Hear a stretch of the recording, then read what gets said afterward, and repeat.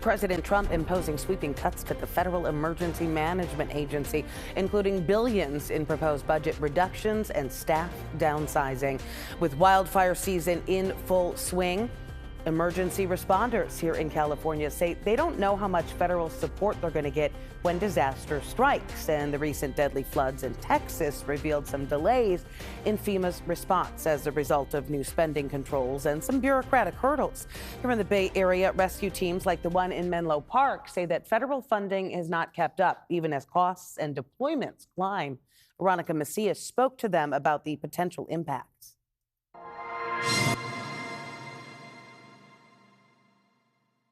How independent they are. And how Mike Stahl led the difficult and heartbreaking mission of helping find the remains of victims who died along the Guadalupe River in Kerrville, Texas this summer. And with each mission, he's reminded of the K-9's acute ability and importance of their work. How well trained they are to know how to communicate with their handlers, and their handlers in turn being able to understand what the dogs are telling them. The task force helps with any type of disaster. Earthquakes, floods, wildfires, and even terrorist attacks. And in this case, it was, the unfortunate and the sad mission of recovering remains and trying to give closure to families. The Federal Urban Search and Rescue Task Force provides this specialized training. Throughout the country, there's 28 teams divided into regions hosted by local fire departments. Their deployments and funding falls under the Federal Emergency Management Agency, and FEMA is currently going through a lot of turmoil.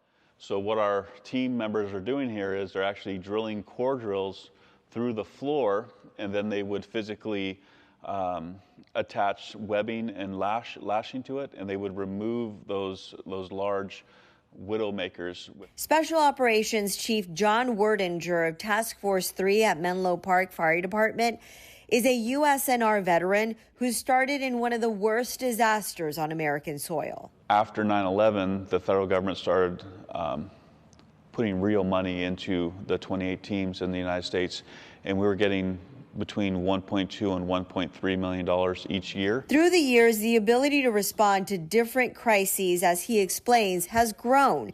Yet they say the amount of funding isn't keeping pace. Our employee costs have gone up.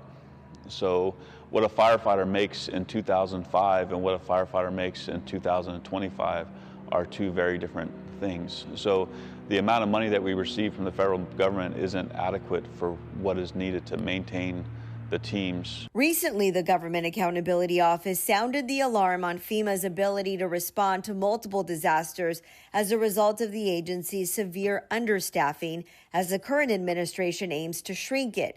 But those who respond to the call for help know the importance of being prepared. I can say, and everyone within the system knows, that if an earthquake of the magnitude that hit Mexico City back in 1985 were to hit the state of California, there are not enough resources trained within the United States to handle that currently.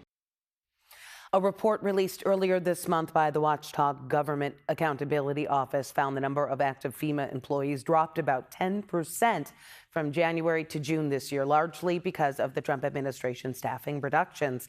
It said FEMA would not have the adequate resources to respond if this year's hurricane season were as bad as last year's in September and October.